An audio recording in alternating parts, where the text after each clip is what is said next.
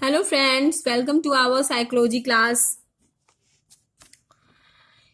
ये हमारी साइकोलॉजी की सेकंड क्लास है। इसकी पहले वाली क्लास में हम सभी ने शिक्षा और मनोविज्ञान के बारे में जाना था, जिसमें हमने शिक्षा के महत्व के बारे में समझा था और विभिन्न वैज्ञानिकों के द्वारा किस प्रकार शिक्षा के महत्व को स्वीकार किया गया है इसके बारे में भी जाना था। और आज की इस क्लास में हम सभी मनोविज्ञान को समझने का प्रयास करेंगे कि किस प्रकार से हमारी शिक्षा में मनोविज्ञान आया और उसका हमारे जीवन में क्या महत्व है। ठीक है, तो बिना समय बर्बाद किए हम स्टार्ट करते हैं मनोविज्ञान के बारे में। ठीक है, मनोविज्ञान का शाब्दिक अर्थ क्या है? मनोविज्ञान का शाब्दिक अर्थ है मन का विज्ञान, अर्थात कहा जा सकता है कि मनोविज्ञान अध्ययन की वह शाखा है जो मन का अध्ययन करती है। ठीक है, मनोविज्ञान को अंग्रेजी में साइकोलॉजी कहते हैं। साइकोलॉजी शब्द की उत्पत्ति यूनानी भाषा के दो शब्द साइको तथा लॉगस से मिलकर हुई है। ठीक है, तो इसे मैं समझा दूं कि मनोविज्ञान क्या है? मन का विज्ञान है। मनोविज्ञान में किसका अध्ययन किया जाता है? मन का अध्ययन किया जाता है।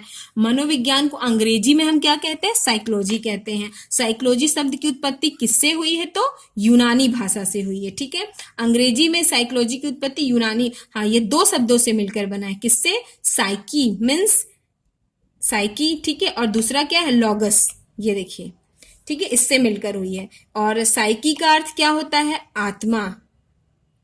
ठीक है, इंग्लिश में क्या कहते हैं आत्मा को? सोल। तथा लॉगस का अर्थ, शब्द शाब्दिक अर्थ क्या होता है? आत्मा का अध्ययन। ठीक है, तो साइकोलॉजी का अर्थ क्या बन गया? आत्मा का अध्ययन। ठीक है, लॉगस का अर्थ क्या होता है? अर्थ। मनोविज्ञान का उदय दर्शन शास्त्र से हुआ है। ठीक है, तो मनोविज्ञान के उदय किससे? दर्शन शास्त्र से। मनोविज्ञान का उद्देश्य बालकों के व्यवहार को देखकर बालकों की मनोदशा के बारे में जानना था। आप जानेंगे कि मनोविज्ञान का सबसे पहला उद्देश्य क्या था? मनोविज्ञान का उद्देश्य यह था, ये बालकों के जीवन में सबसे महत्वपूर्ण स्थान रहता है। और खास करके अगर आप एक शिक्षक हैं तो आपको इस विषय की जानकारी होनी ही चाहिए, क्योंकि अगर आपको इसके बारे में जानकारी नहीं होगी तब तक आप एक बच्चे की उसके मन में किस तरीके की भावनाएं आ रही हैं, आप उसके विचारों को, उसके भावों को कभी भी समझ नहीं पाएंगे। अगर आप उसे पूरी तरीके से समझना चाहते हैं तो इसके लिए आपको मनोविज्ञान के बारे में पढ़ना या उसे जानना बहुत ही जरूरी है। और शिक्षा में मनोविज्ञान का तो बहुत ही ज्यादा महत्व है। पहले की आपको मैं बताऊं कि पहले की शिक्षा किस तरीके से थी।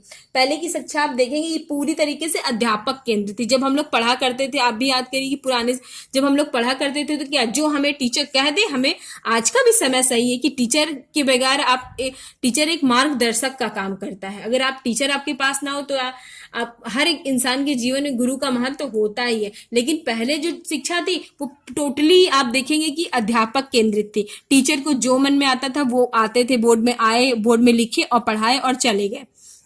ठीक है, तो लेकिन क्या हुआ, और उनका उद्देश्य क्या था? केवल हमें सूचनाएं देना था और ऐसी शिक्षा देना था जो हमें मतलब जो हमारे विषय से रिलेटेड होती थी। बाहरी ज्ञान हमें किसी प्रकार का नहीं दिया जाता था। ऐसी शिक्षा क्या थी? ऐसी शिक्षा को हम कहेंगे अधिनायकवादी या स्वेच्छावादी या निरंकुशवादी भी शिक्षा को हम कह सकते हैं। इस तरीके से ये था कि बच्चों की रुचियों और इच्छाओं और विभिन्नताओं का कोई ध्यान नहीं दिया जाता था कि बच्चे को क्या पढ़ने की इच्छा है, उसकी रुचि किस विषय में है और कौन सा बच्चा किस तरीके से, उसकी क्या नीड्स है, इसमें कोई ध्यान नहीं दिया जाता था। बस हमारी शिक्षा जो थी वो पूर्णता और शिक्षा का महत्वपूर्ण अंग ब्लैक बोर्ड हुआ करता था। टीचर्स लिखाए बोर्ड पे और लिखने के बाद उसको चले गए, ना ही मतलब बच्चों की रुचि से उन्हें किसी तरीके का कोई सरोकार नहीं हुआ करता था। लेकिन धीरे धीरे जैसे जैसे इस मनोविज्ञान का मतलब विकास होता गया तो शिक्षा में इसका महत्व को धीरे धीरे जैसे जैसे समझा जाने लगा, तो आप देखेंगे कि हमारी शिक्षा जो है धीरे धीरे बदलती गई। शिक्षा मनोविज्ञान नहीं थी तो बालक की जब पहले शिक्षा में मनोविज्ञान नहीं था तो बालक की गलतियों को क्या कहा, नकारात्मक लिया जाता था कि तुम गलती की, इसका मतलब तुम्हें कुछ नहीं आता है ना, होता था कि नहीं? आप भी महसूस करते हैं कि पहले अगर हमसे कोई गलती हो जाए तो मतलब उसे कुछ नहीं आता है। लेकिन आज ऐसा है? आज ऐसा नहीं है। आज अगर बच्चा गलती कर रहा है तो भी हम उसे क्या लेते हैं? पॉजिटिव एटीट्यूड में लेते हैं। अगर बच्चा गलती कर, इसका अर्थ क्या है? आखिर वो सीखने की कोशिश कर रहा तब तो गलती कर रहा है। तो ये आज की शिक्षा इस प्रकार की है। लेकिन पहले ऐसा कुछ भी नहीं था। पहले क्या था, पहले हमारी शिक्षा जो थी वो पूर्णतः मूल्यांकन किया जाता था, तुल्य होती थी, गलत सही वर्गीकरण, बस इसी प्रकार की शिक्षा में वो हमारा उद्देश्य होता था, एक परीक्षा को पास करना, दूसरी क्लास में जाना। लेकिन आज का उद्देश्य क्या है, आज का उद्देश्य बालक का सर्वांगीण विकास करना है।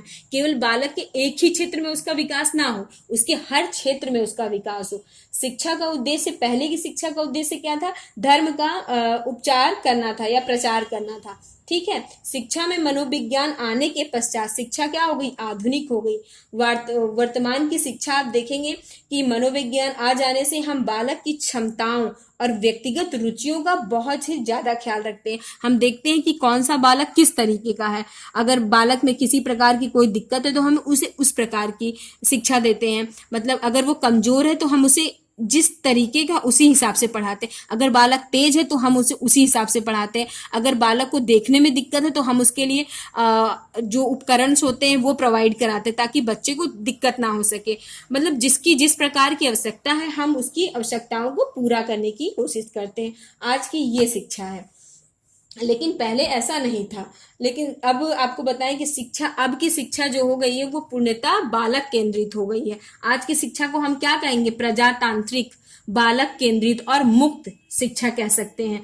बालकों को सीखने का आज पर्याप्त स्थान दिया जा रहा है ना।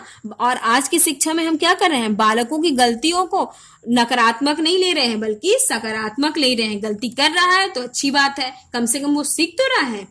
ये हमारा आज का मानना है। जो बालक सीखने की तरफ इशारा करती है, गलतियां, हम आप कह सकते हैं कि गलतियां क्या होती हैं, गलतियां एक खिड़की के समान होती हैं जो बालक के अंदर हमें झांकने का अवसर देती हैं। अब अधिगम महत्वपूर्ण, आज का जो शिक्षा है वो क्या हो गई, बहुत ही लचीली हो गई है। और ये हमारे लिए अच्छा भी और हमारी आने वाली पीढ़ी के लिए भी अच्छा। लेकिन ये सब जो कुछ भी मैंने आपको बताया, ये सब, इन सब का महत्व क्या है, इसका महत्व ये है कि किस प्रकार से इस मनोविज्ञान ने हमारे शिक्षा को बदला।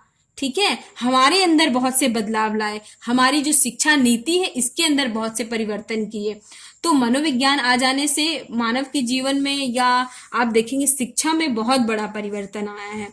अब आपको मैं बताऊंगी कि शिक्षा पहले कैसे थी। शिक्षा पहले क्या थी, आत्म केंद्रित थी। ठीक है, फिर वो मन, फिर वो आज पहले जो थी आत्म केंद्रित थी, फिर वो मन से हुई, वो हो गई, फिर वो चेतना का विज्ञान हो गया, फिर आज क्या है, मनोविज्ञान जो है वो व्यवहार का विज्ञान है। तो आप कहेंगे कि पहले मनोविज्ञान क्या था, आत्म मनोविज्ञान था, फिर वो मन का विज्ञान, फिर वो चेतना का विज्ञान हो गया, और आज क्या हो गया है, वो व्यवहार का विज्ञान हो गया है। ठीक है, बहुत से विचारकों ने, आप देखेंगे कि शिक्षा के बारे में अलग अलग बातें कही हैं, लेकिन कुछ आप देखेंगे कि ये जो विचारक थे, ये जो शिक्षा के बारे, इन्होंने, इनके जो ये जो सेंटेंस होते हैं, ये जो इन्होंने जो कहा था, कथन जो आप कहेंगे, ये एग्जाम में बहुत पूछे जाते हैं। ये कथन दे दिए जाते हैं और पूछा जाता है कि ये किसके द्वारा कहे गए थे। तो आप इनको कभी भी अवॉइड मत किया करिए कि ये कहा गया, चलो कोई बात, मुझे पता है कि याद नहीं होते हैं, लेकिन अगर आप उन्हें पढ़ेंगे तो आपको वो याद रहते हैं दिमाग में। अगर आप एक दो बार भी उन्हें अच्छे तरीके से,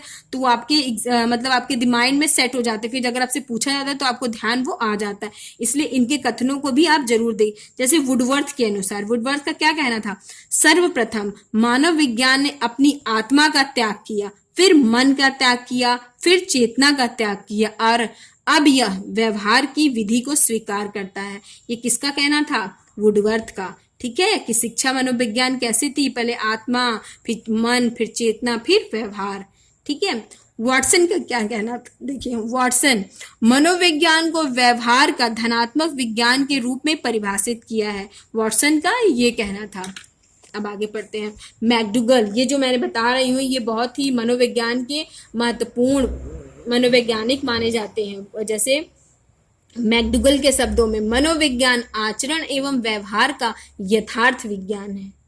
ठीक है, ये हो गया शिक्षा शास्त्र और ये हो गया मनोविज्ञान। ठीक है, दोनों का उद्देश्य लगभग आप देखेंगे कि एक ही है।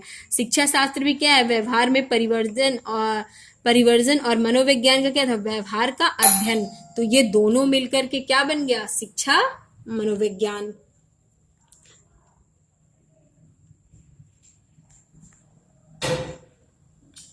Wait a second.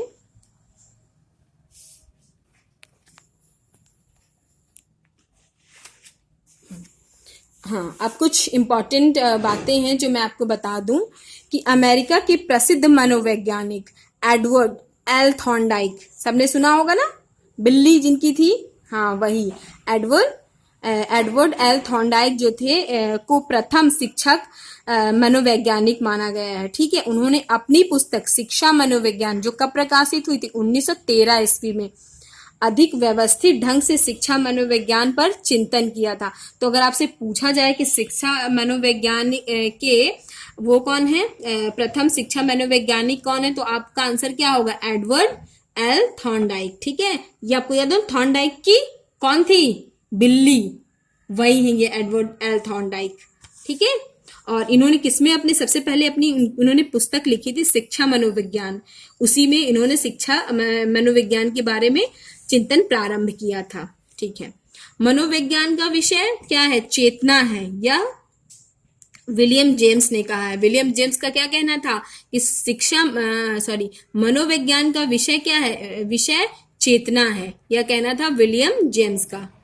अब हम पढ़ेंगे कि प्लेटो का क्या कहना था। प्लेटो का कहना था कि मनोविज्ञान का विषय आत्मा है, यह किसका कहना था, प्लेटो का कहना था।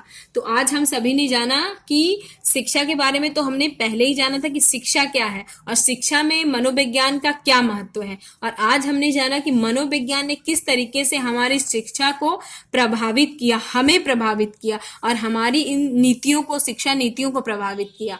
ठीक है, आई थिंक क्लास आज आपको ये हमारी क्लास समझ में आई होगी, और अभी तो केवल हम आपको शिक्षा जो मनोविज्ञान है इससे आपको परिचय करा रहे हैं। ठीक है, और इसके आगे की क्लास में जब हम इसके बारे में आज जान गए, अब हम आगे की क्लास में शुरुआत करेंगे, अपने नोट्स और सारे चैप्टर्स की स्टार्टिंग करेंगे। तो फ्रेंड्स, मेरे साथ आप भी अपना नोट्स बनाते रहा करिए। आज की क्लास यहीं पे फिनिश करते हैं। Thank you.